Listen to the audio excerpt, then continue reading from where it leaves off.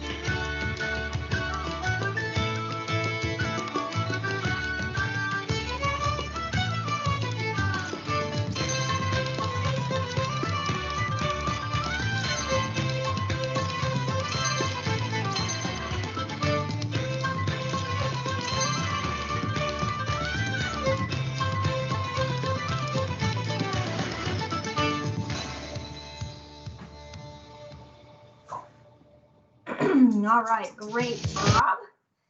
Let's go ahead and have a seat. We're going to breathe in and breathe out so we can calm our heart rates down. So breathe in through your nose and out through your mouth. And I know if you've got a mask on, this might be hard to wear or hard to do if you're wearing one, but if you're not, that's okay too. You can still do it. I do physical therapy every week with a mask on, so you can do it. Breathe in through your nose and out through your mouth. One more time, in through your nose and out through your mouth. Very good. All right, so we're going to do a rhythm drill, and they're just TTs, tas, and shushes, so eighth notes, quarter notes, and eighth rests, and enjoy.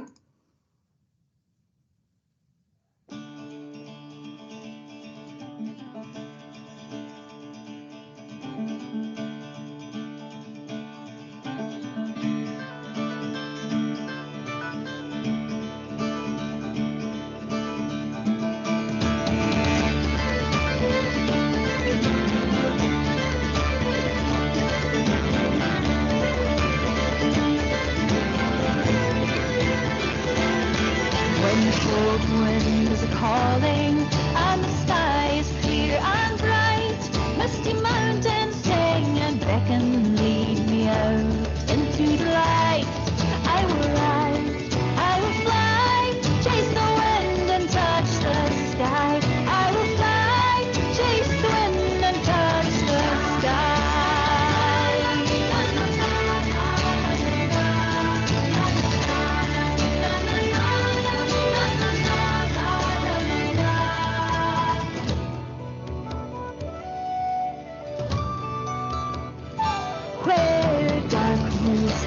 Secrets and mountains are fierce and bold.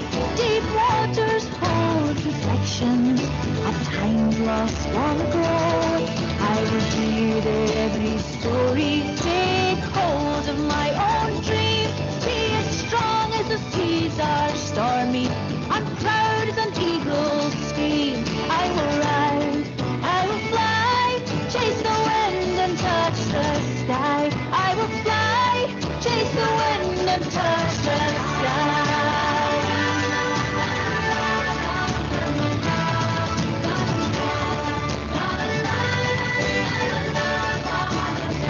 And touch the sky.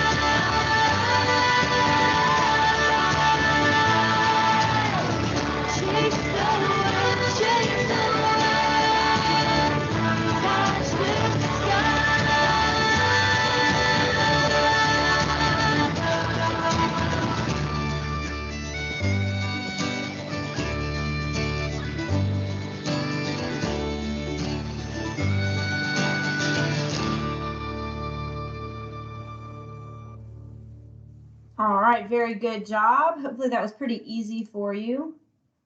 All right, so our learning targets. Today, by the end of class, you'll be able to say, I can recall information about our composer of the week, and his name is David Downs. We're about to learn about him in just a minute.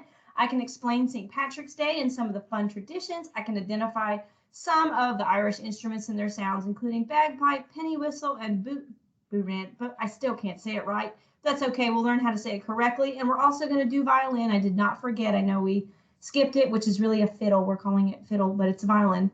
I can follow along with the rhythms and keep a steady beat, and I can follow along with the movements to our dances and songs. All right, so this is our composer, David Downs. The other picture is just a picture of some of the instruments in his music. He is the actual composer. And he was born on June 9th, 1975 in Dublin, Ireland, and he is still alive. I was going to let us take a little virtual field trip, but Google Earth is not playing nice and it keeps making my computer crash. So we will not do that. Since you saw where Ireland was last week, it's totally fine. Just know that that's where he is from. He is a composer. Remember, composers make music for musicians. He is a pianist. That means he plays the piano. And he is a producer and musical director. So he helps put on shows, and one of those we'll learn about in a minute. He is best known as the co-founder and director of a women's group called Celtic Women. You may have heard them before. If we have time, I'll definitely show you at the end. He has also done some work with Riverdance, and remember, Bill Whalen, our composer last week, is famous for composing Riverdance music. He also has done some performances for former presidents, including President Clinton, George W. Bush, and Obama, so that's pretty good. He also has had the Celtic Women, the group that he co-founded, perform at the Olympic Games, so that's pretty cool too. So our composer has done a lot. All right, so this is one of his, it's being silly. This is one of his compositions. Let me try sharing again. There we go. I think you say it Tabher Dom Do Lamb, but I might be saying that wrong because it's probably in Gaelic. All right, so I'm going to fast forward just a wee bit.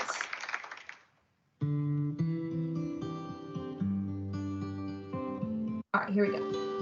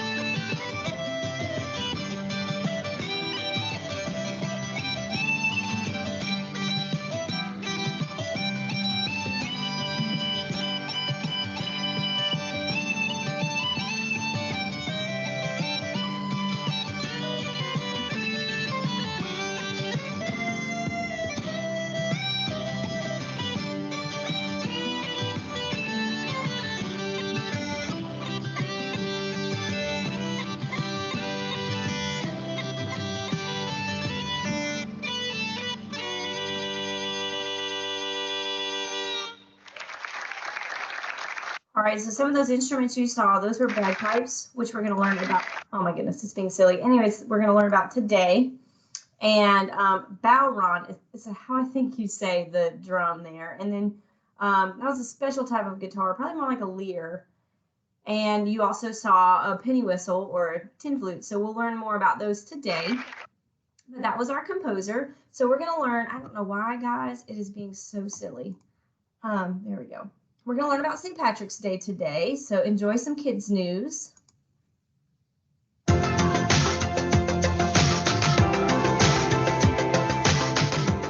Hi, my name is Willem, and this is Kids News Break. Get out your green and let's talk about St. Patrick's Day. Don't forget to like and subscribe if you enjoyed this video and want to see more. St. Patrick's Day is held every year on March 17th.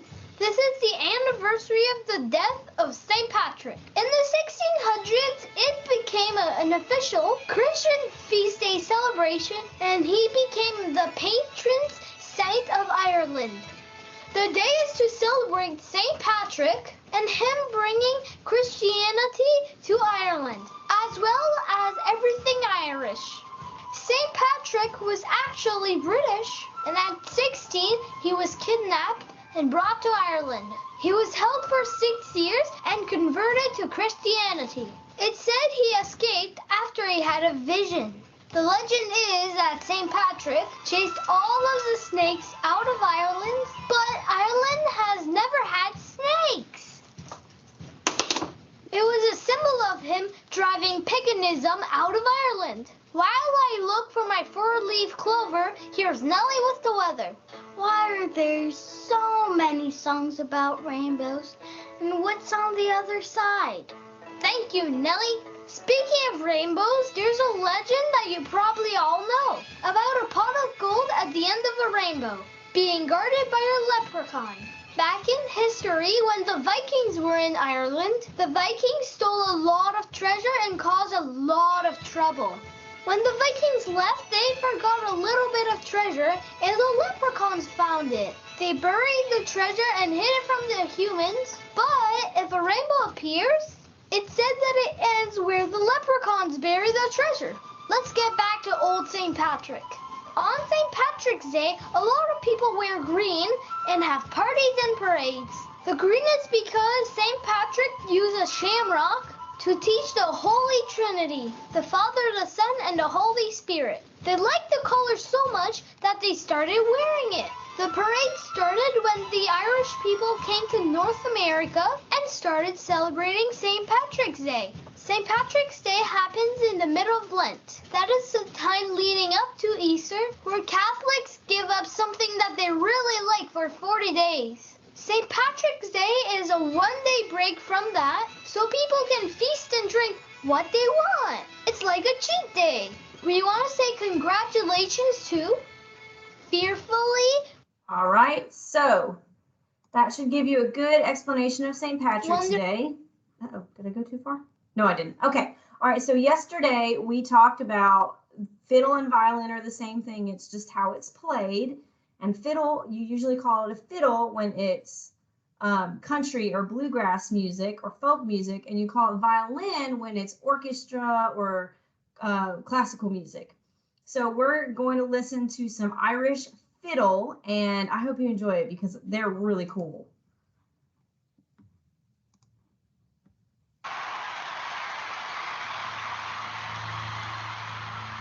Skip.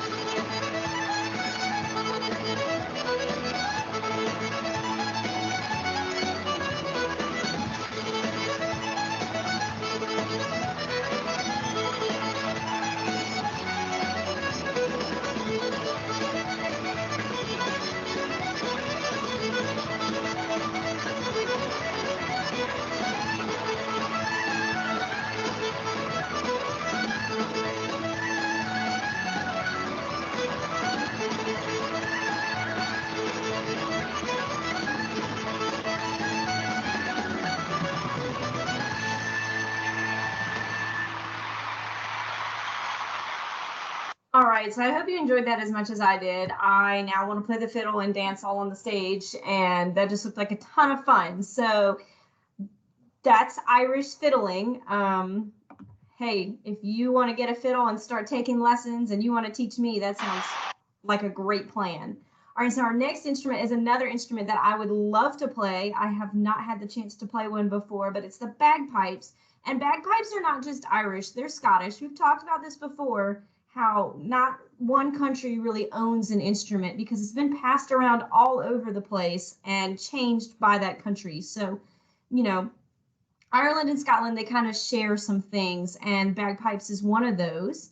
So it is an instrument that uses wooden reeds, that is these up here, okay, to create a unique sound. And that sound you usually hear is a drone. You'll hear this me that goes on the entire time. I love the bagpipe. I also hate the bagpipe just because I got stuck when I was in high school. I marched in a marching band and we got stuck behind an entire troop of bagpipe players.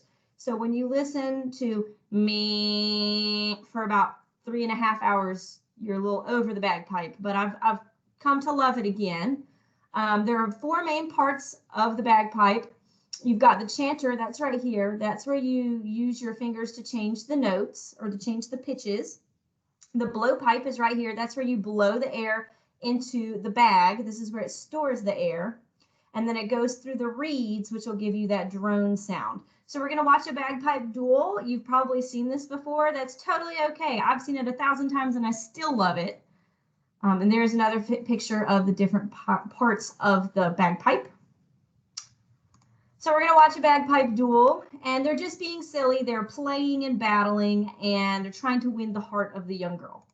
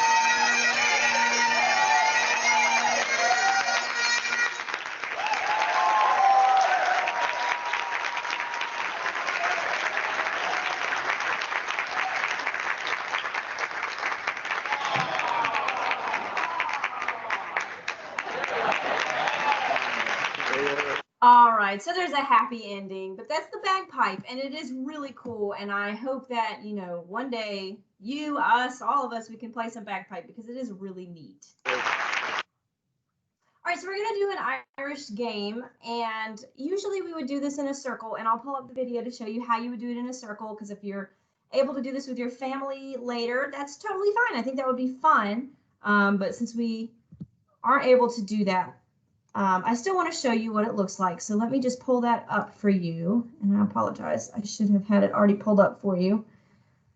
All right. Let's let her, oh, hold on just a minute. Okay, there we go. There we go. All right, so this is what it would look like if you were playing it in a group.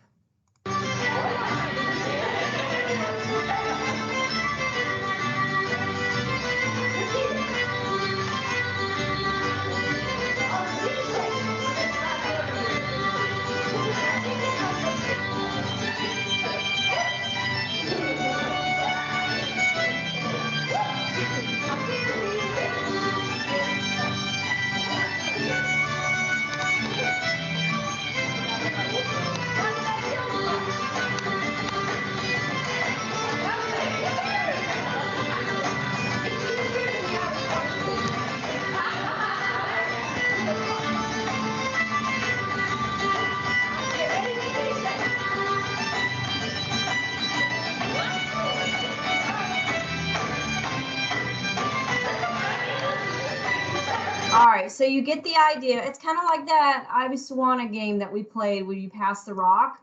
So it's very similar to that. So there we go. So you can find whatever object you have around you. Maybe you've got a stuffed animal. Maybe you have a pencil. Well, actually, let's not use a pencil. I don't want you to stab yourself. Maybe you've got a balled up piece of paper you can use. Something around you that you can use that won't hurt you. And what you do is you hold it in your hand, right? And you're going to go tap, tap in your hand and then pat on your leg. Pat, pat. So you're going to go tap, tap, pat, pat. Then you're going to tap, tap it in your hand again and then tap the back of your foot. Okay? So after you do that pattern, then you tap, tap, and you pretend to pass it along. Or you can do what I do in the video I'm about to show you. So grab whatever object you're going to use. Make sure it's not going to hurt yourself with it. Maybe an eraser. An eraser would be great. That's not sharp. Something that's not going to hurt you. All right. And I'm going to try to time this as best as I can to make it work, guys. So just work with me. All right.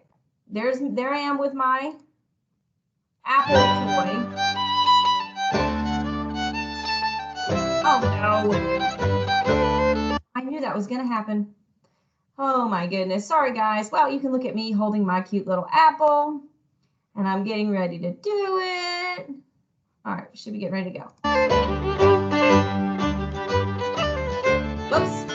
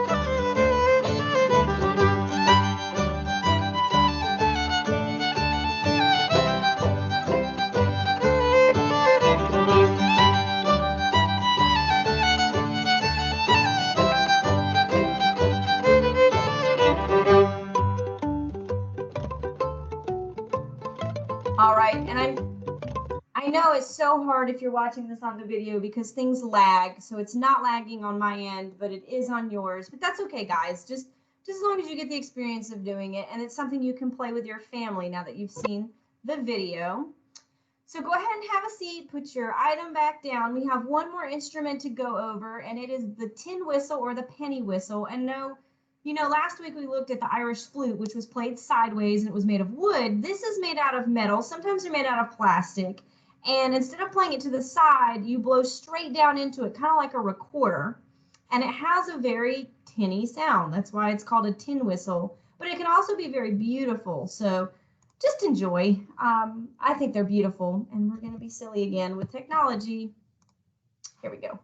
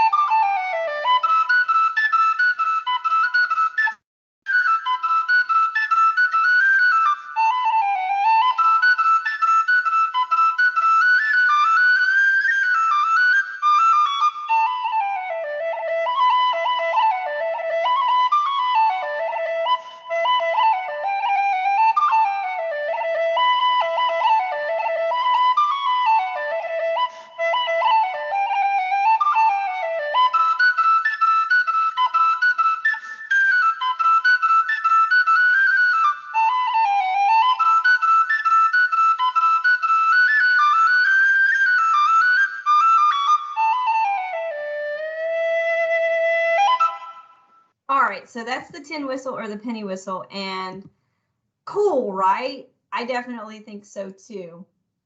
All right, so the last thing I want to do is we said that our composer David Downs is known for the Celtic women, and he created this group. So I'm going to let you see one of the Celtic women performances, and I think they're great. I want to go travel to Ireland right now. Let's go see the Celtic women.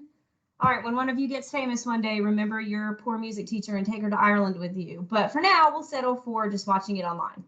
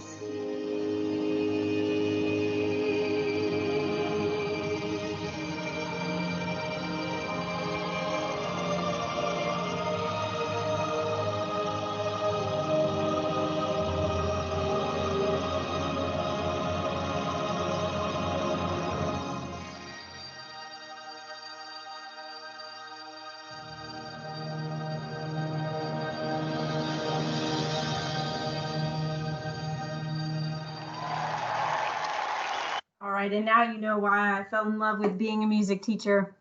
That's the kind of stuff you get to do. So I hope you enjoyed that as much as I did. We didn't have time to do our extra stuff, and that is totally okay. I will post our story on our It's Learning page. So you should be able to say, hey, I did my learning targets today. Today I can recall information about our composer of the week, David Downs, who created the Celtic women's group you just watched. I can explain St. Patrick's Day and some of the fun traditions. I can identify some traditional Irish instruments. We didn't get to the bodhrán, but that's totally okay. I can follow along with the rhythms and keep a steady beat, and I can follow along with the movements to our dances and songs. All you have to do is answer the exit ticket at the end of the lesson, and you are good to go. I hope you have a wonderful St. Patrick's Day and a great week. If you have any questions, feel free to reach out to me.